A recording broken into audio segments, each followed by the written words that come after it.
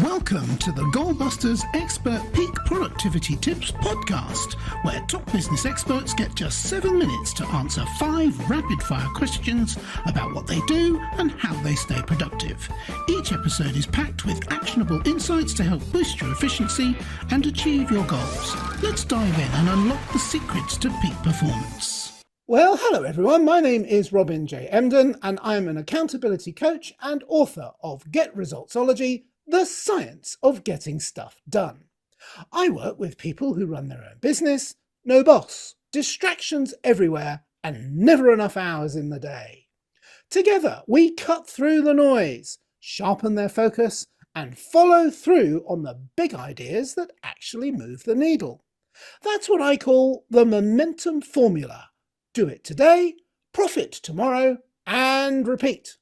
So if that's the kind of breakthrough that you are looking for, then you're in exactly the right place. And speaking of being in exactly the right place, I am delighted to welcome Julie Voris. Julie is a mindset plus habits coach who helps women stop playing small and start living with purpose, power, and unapologetic truth. A former high school English teacher turned fitness pro, Julie built her business from the ground up, inspiring thousands through her signature True Love message. Julie empowers women to harness habits for greater impact and income while modeling bold living for their families. Now living her dream in Walt Disney World with her husband, Julie travels often to see their 3 daughters and never misses a chance to browse a local bookstore. And I'm just wondering if the 3 daughters are in the 3 kingdoms that she travels to, but I don't think that's what that meant. Julie, welcome to Goalbusters. Thank you for having me.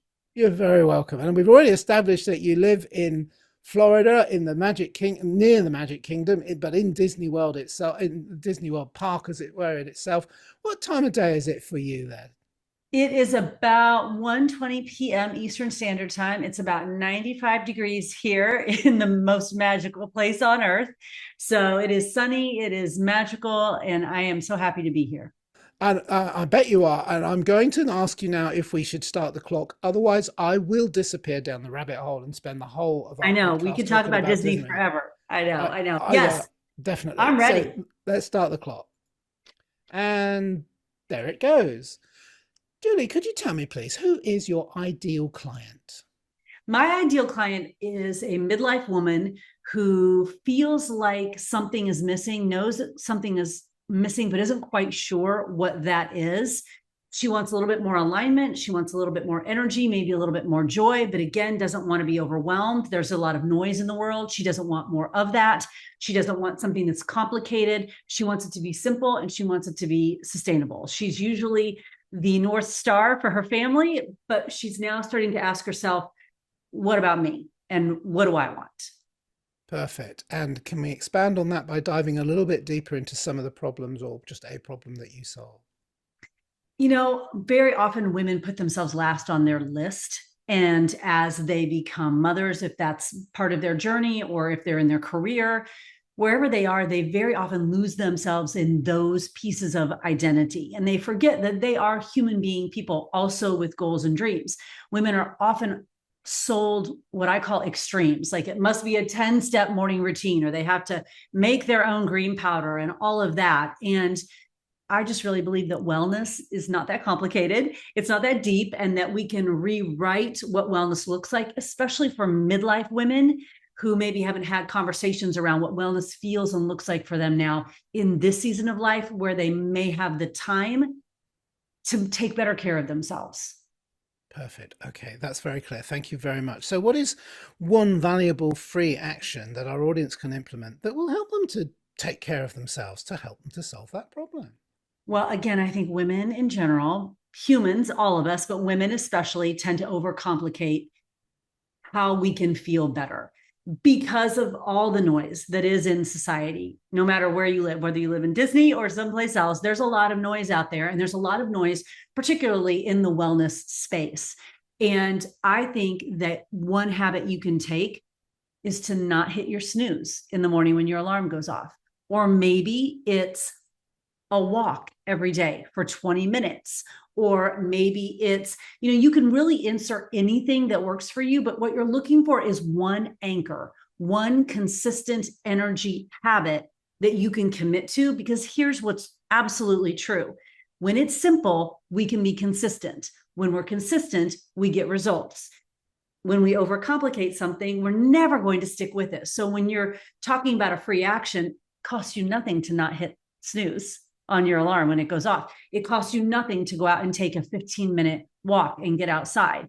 It costs you nothing to drink a little bit more water, but those little energy anchors might help you make better decisions the rest of the day. So the more simple, the better. And it doesn't have to be perfect. Nothing's perfect. Just start messy, start small. And before you know it, you'll start stacking habits that actually help you feel better. Yeah, absolutely. And I know you said it costs nothing when you hit the snooze button, but I think and it's a very small price to pay. If you struggle with it, go to bed earlier. Go to bed earlier. Yes. You don't normally work right up till the time you go to bed anyway. I know I can't do that because I would never get to sleep. My head would be so full of stuff. So just go to bed a little bit earlier. All right. Here ends my rant. So now that we have a better understanding of what you do, let's dive into goal busting, which is focusing on how to maximize productive time to achieve business goals. So, Julie, could you share any tips or advice for someone looking to improve their productivity habits?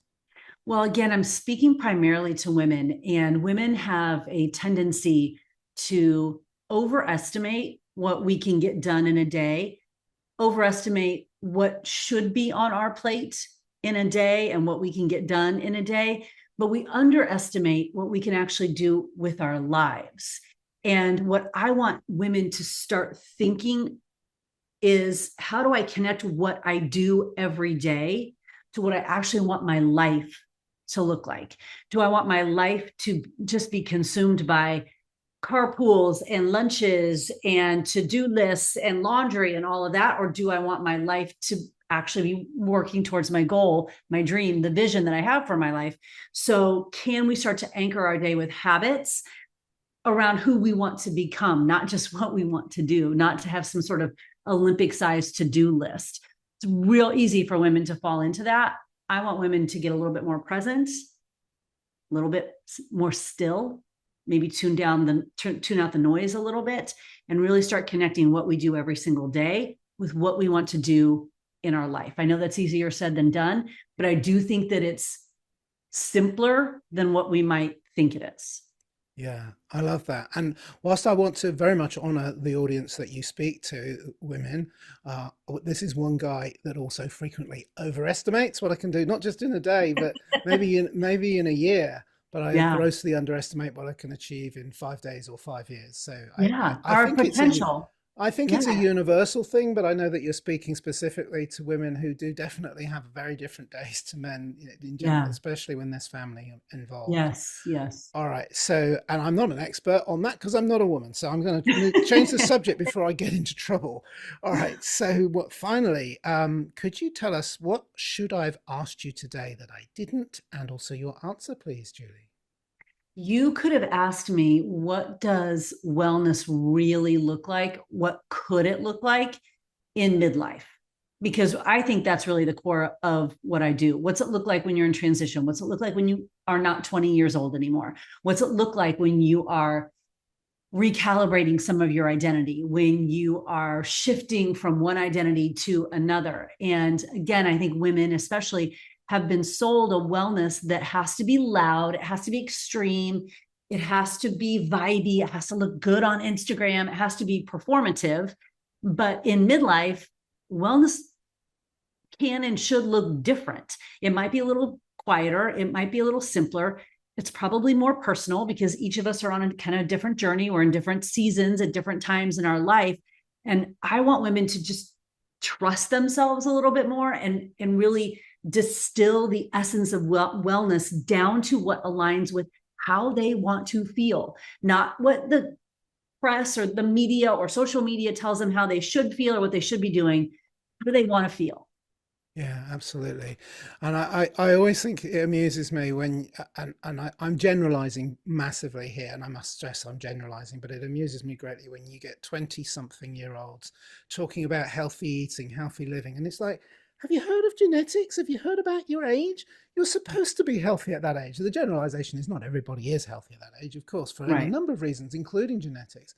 But generally speaking, if I want advice from people that are healthy, I want people my age, older, middle aged, people that Right. have lived a bit and have discovered how to stay healthy. And even then, genetics plays its part. Right. But it just amuses me when you get these social media influencers. They're 25 and they're super fit and they're super beautiful. And I think you could live on McDonald's every day and you'd probably still look that way for another 5 or 10 years before it really Right, starts to take right, its toll. right.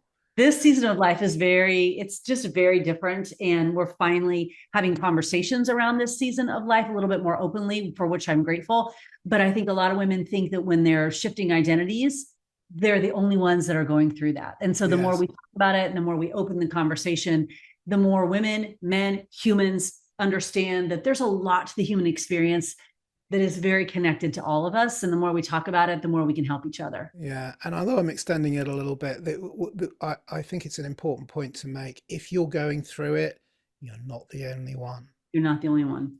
No. There's plenty that, I always say when, are there any questions? And you're worried about, you're in a room and there's a lecture, are there any questions? And you're scared about asking us what you think might be a stupid question. And afterwards, there's always someone comes up to you, oh, thank goodness that you asked that question. I had the same. Of course, there's always somebody. All right. So I've taken up too much of our time, and I still have a very important question to ask you, Julie, which is a two-parter. How can people reach you?